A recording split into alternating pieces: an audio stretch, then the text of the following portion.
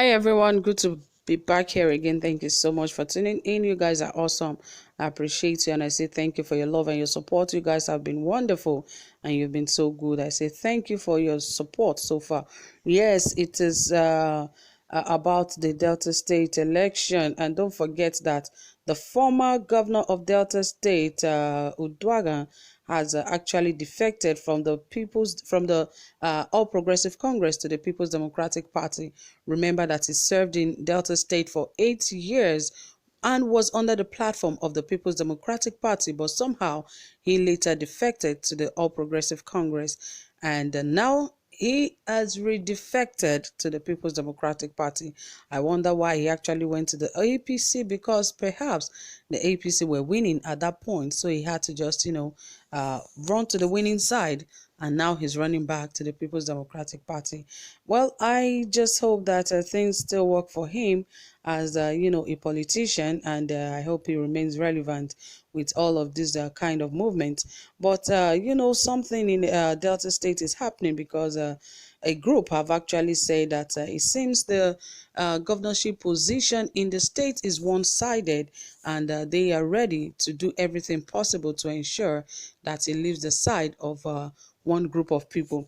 But I don't really see it in that manner. I don't see it in that way. If you follow up really with some of this politics in some of the states, you would understand that, they are saying in Delta State, the group saying that they will wrestle with the Robo people to ensure that they stop them from taking the governorship seat any longer. I wonder which zone or which people really wants to take it from the Robos. But if you check it out, I think the only Robo that has actually ruled as a Democrat in Delta State should be James Onanefe Ibori. And aside him, I think after him was Udwaga, who took over from him. And Udwaga is also an Ishekiri man, is not an Urobo, is an Ishekiri man. And presently, the governor of Delta State is no other but Ifeanyi Okowa, which is also from Asaba. Yes, it's from Asaba, from all those Ika and all, or Anyocha and the likes from those areas. So probably the Robos have ruled, the Shekiris have ruled, the Delta Igbos have also ruled. So I think the only people left in Delta States that have really not ruled is the Ijaws. So really why they are saying that they don't want the Robos to rule anymore, I don't know how they see it. Perhaps maybe most of the very important positions are being held by the Robos in Delta State. Anyway, guys, let us get into the details of this report so that we'll get more understanding of what some of these Deltans are trying to say and what they mean by only the Robos ruling them in the state. But before then, if you have not subscribed, please do, and also give this video a thumbs up. Okay, it says the battle for the 2023 governorship in Delta State is raising dust between the Ijaw people of Delta South and the Robos, who are occupants of Delta Central. Although by rotating and zoning, it is the Robos, the Ijaws are unwilling. It is the Urobos, the Ijaws, are unwilling to cede the governorship to the Urobo people, to the Ijaws, who constitute the major tribe in Delta South, and the tribe they produce the highest number of votes in all elections in the state. This is the time to wrestle the governorship from the Urobos, and they are dead ready for the titanic warfare. The assertion of the state PDP chairman that the governorship will not go to another tribe other than the Urobos is adding more fire to the already tense political atmosphere in the state. Groups are emerging from the Ijaw communities, and they are oiling their political welfare machinery for the all-time battle. Some of the persons they just have reportedly penciled down for the position are the deputy governor of the state, Barrister Kingsley Otuaro, who close sources says has started closed-door consultations with some power brokers. Senator James Manager, who has been in the Senate since 2003, is also being prepared for the great political warfare to take over Government House in 2023. Chief Sheriff Molade, an environmentalist and a Niger Delta activist, is floating a movement, Bold Movement 2023, with the aim of promoting the Ijaw Guba aspiration for 2023. The movement, which is an advocacy group for Delta Ijaw 2023 governorship, is gearing up for the all-time battle for the coveted office in the state. Molade is also the pilot for the Ijaws of Delta South wake-up call to occupy the government house, Asaba, in 2023.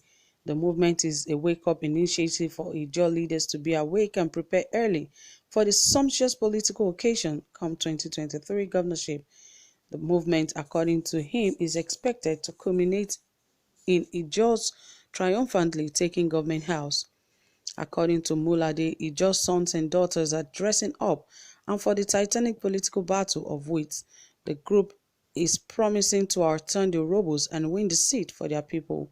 Molade, a bridge builder, a calling of injustice and equity, and it is now the Ijaws are the rightful people to produce the governor in the 2023 general election. He said the group is promising hope, justice, equity for all Deltans.